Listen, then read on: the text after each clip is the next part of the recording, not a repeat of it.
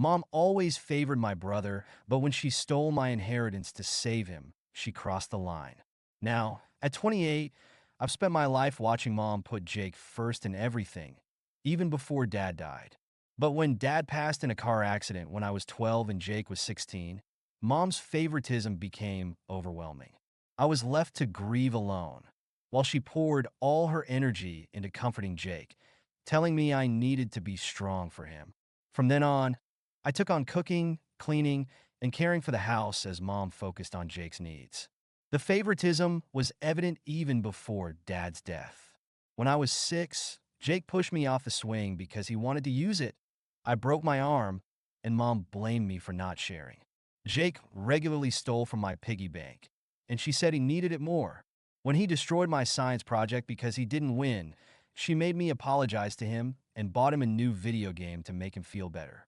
By high school, Jake started acting out, skipping classes, talking back to teachers, and fighting. Each time, Mom made excuses, saying he was struggling with Dad's death. She even moved him to a different school after he was caught selling cigarettes to younger students, claiming the first school wasn't challenging enough for him. Meanwhile, I focused on school, joined clubs, and worked part-time jobs, but Mom never attended any of my events. She missed my honor roll ceremony because Jake had detention and couldn't come to my debate competition because Jake needed help with his homework. My achievements never seemed to matter compared to Jake's troubles. At 17, Jake's drinking began. He crashed Mom's car while drunk at 18, and she took out a loan for a lawyer to reduce his charges. Months later, after another DUI, she refinanced the house to pay his legal fees. By 25, he'd lost his license, so Mom drove him everywhere, sacrificing her job in the process. When I suggested he take the bus, she argued it wasn't safe and that families should help each other. I put myself through college with scholarships and a job at a local bakery, Chin Sweet Shop, where Mrs. Chun became like a second mother. She taught me about baking and business, and when I graduated, she even attended my ceremony because Mom couldn't make it. Jake had a job interview and needed her to drive him. Mrs. Chin helped me develop a business plan for my bakery, and my grandma, Dad's mom, was my biggest supporter, visiting me at the bakery each week. Grandma was the only one who saw how damaging Mom's behavior was for both me and Jake. When Grandma passed away last year, she left me $50,000 specifically for opening my bakery. But 3 months after she passed, the money hadn't been transferred. When I contacted the lawyer, I found out Mom had already collected it, saying she'd handle it since I was too busy. I confronted Mom, and she broke down, confessing that she'd given $45,000 of it to Jake. She claimed he needed it to get his license back and start a trucking business, saying I could start small with the remaining $5,000 because many businesses start that way. It was crushing to hear. When Jake came by that night, he acted entitled, dismissing my dreams and saying Grandma always favored me, so I shouldn't complain. That was the last straw. I told both Mom and Jake I was done. When I reminded Mom how Grandma had warned her about enabling Jake, she cried, saying I was cruel to bring it up. Jake sneered, saying I was jealous because Mom loves me more. I blocked their numbers and social media accounts, finally cutting them out of my life. After blocking my mother and Jake, I thought things would settle down. I was wrong. They quickly escalated, and soon my decision to cut contact seemed almost impossible to maintain. Initially, they started showing up at my workplace.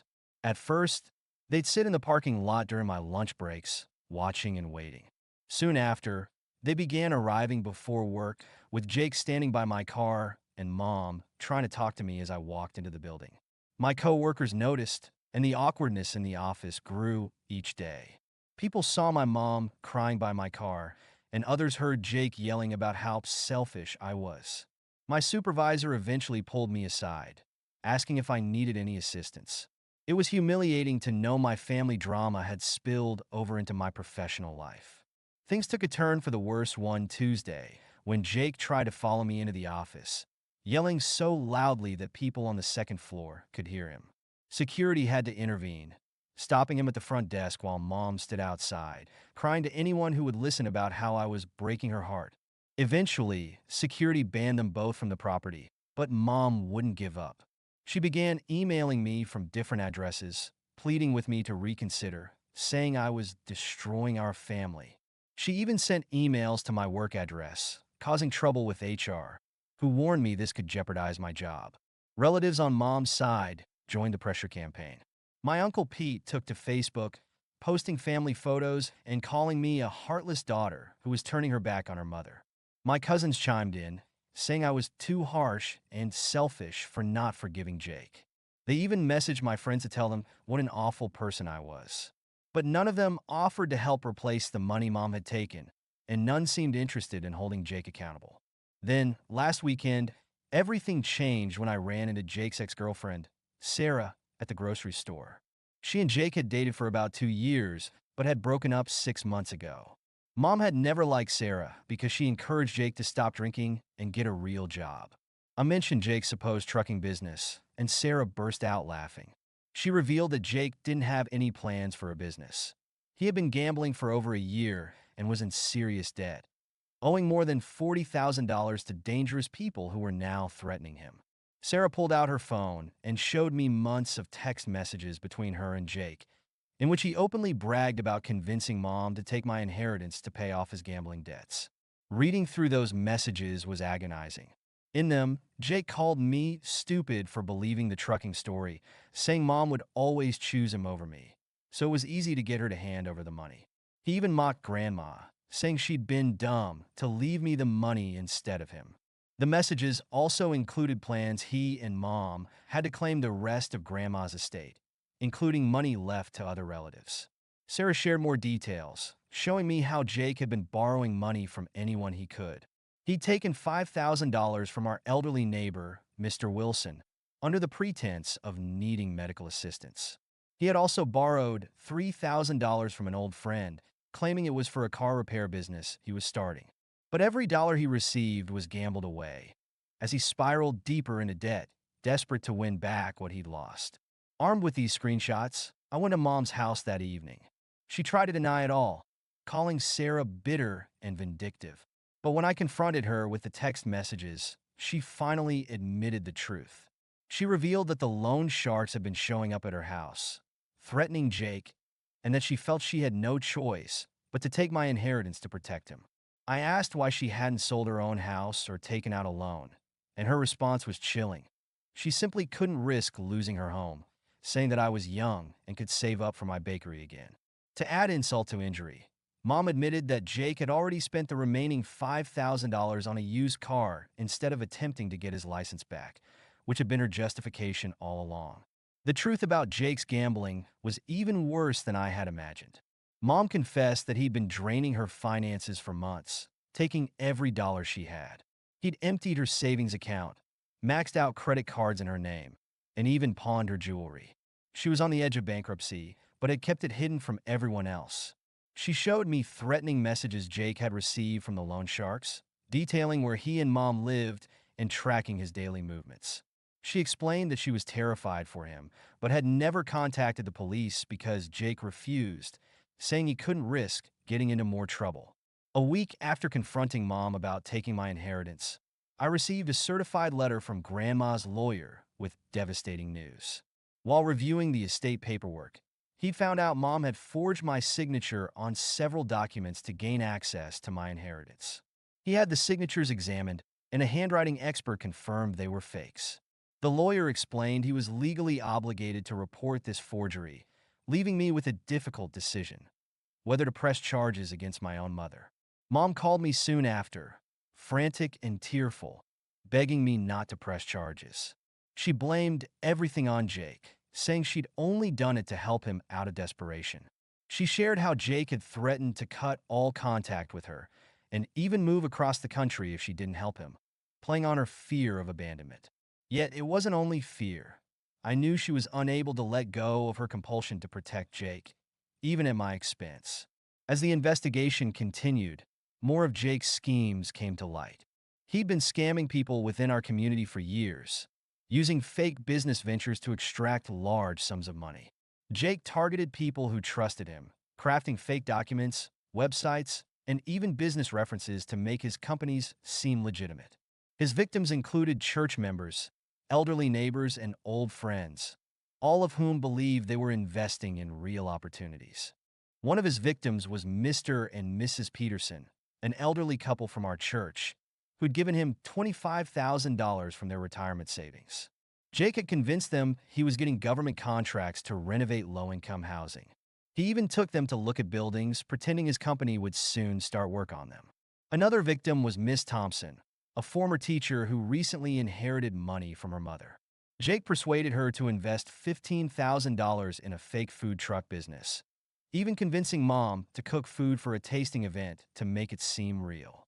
The third victim, Tom Wilson, a recent college graduate, gave him $10,000 in hopes of a job in a tech startup that didn't exist. The police discovered that Mom had known about some of these scams and even helped cover them up by paying off a few victims. She had given $10,000 to the Petersons, $8,000 to Miss Thompson, and written a letter of apology to Tom's family, promising to repay them. Over the years, she had drained her retirement savings, taken out personal loans, and pawned her jewelry, all to protect Jake's reputation and keep him from facing the consequences. She showed the police bank statements proving she had withdrawn more than $50,000 over the past year to cover his debts. Jake exploited Mom's good standing in the community to further his scams. He'd speak openly about his business plans at church, using Mom's reputation to legitimize himself. Many victims didn't report him out of sympathy for Mom, who Jake would position as a grieving widow unable to bear the loss of her son. He used our family's tragedy to manipulate people, evading accountability while continuing his schemes. Without a driver's license, he couldn't keep a steady job, so he created a series of fraudulent businesses to live off other people's money, all the while gambling away each new loan. Jake was eventually arrested, and the full extent of his deception became clear. Police found 7 different scams totaling over $120,000 in stolen funds. His victims, many of whom had known our family for years, included people who'd taken out loans or dipped into their retirement savings to support what they thought were real business opportunities. Mom's actions in supporting Jake were equally damaging, enabling him to steal without facing consequences. Deciding to press charges against Mom was heart-wrenching. She had betrayed me, stolen my inheritance, and forged my name, all to protect Jake's criminal behavior. Her lawyer reached out with an offer to settle by selling her house to repay me, but when I refused to drop the charges, she turned on me. She claimed she had to save her resources for Jake's defense. Even now, after everything that had happened, she was still putting him first, willing to risk everything for her son who had shown no remorse. The stress of the investigation began to take a toll on her health, and she went on medical leave from work.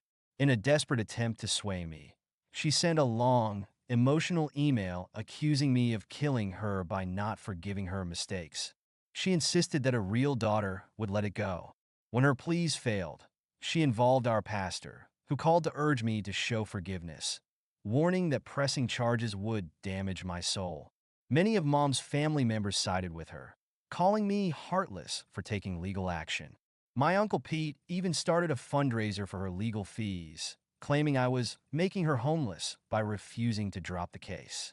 Dad's side of the family, however, supported my decision. They remembered Grandma's warnings and recognized the toxic dynamic Mom had created by constantly rescuing Jake. They set up a small fund to help me save again for my bakery. Mrs. Chun, my mentor from the bakery, reached out as well. She offered me part-time work at her new location and promised to help me with business connections when I was ready to launch my own bakery. Last week, I moved to a different city to start fresh. I found an apartment and secured a job at an accounting firm. I haven't told any family members where I moved, determined to protect myself from any further interference. Mom's lawyer continued to pressure me to drop the charges, even offering her repayment in small installments of $100 a month, which I refused. This time, justice had to be served. Jake's trial is set for next month, and he faces multiple fraud charges with a likely prison sentence. Mom keeps calling from different numbers, pleading with me to write a letter asking the judge for leniency. She insists Jake made mistakes but doesn't deserve jail time. Even some people from our old church have reached out, saying Mom only acted out of love to protect her son. But I can't ignore the years of manipulation, betrayal, and hurt that have piled up and I won't feel guilty for seeking what is rightfully mine. The court date for Mom's forgery case is approaching as well, and I'm at peace with my decision. This fight is no longer just about the money. It's about standing up for myself after years of being sidelined and mistreated. For once, I'm standing my ground, refusing to sacrifice my future to enable Jake's destructive choices and Mom's delusions. It's painful, but it feels like freedom. The past few months have been a whirlwind, but now, as court dates loom for both Mom and Jake, I feel a strange sense of closure. For years, I carried the weight of Mom's favoritism and Jake's recklessness, always believing that family loyalty meant sacrificing my own happiness. But as I stand on the brink of these trials, I know that finally facing this reality is the first step toward my freedom. Jake's trial came first. In court, his lies unraveled one by one as witness after witness testified about his fake businesses and scams. The evidence was overwhelming. I sat in the back, listening as people I'd known my whole life shared how Jake had manipulated them. Some cried, expressing guilt for trusting him, while others spoke with anger about how his deceit impacted their lives. For the first time, Jake couldn't charm his way out of trouble, and the weight of his actions seemed to hit him. He avoided looking at me, perhaps realizing that even I couldn't save him now.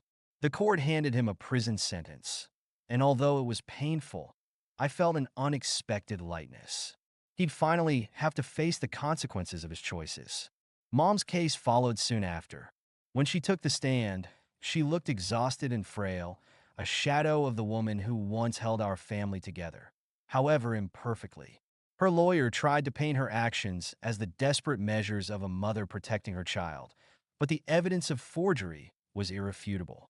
In her closing statement, she looked over at me, her eyes pleading, but I knew this was another attempt to sway me.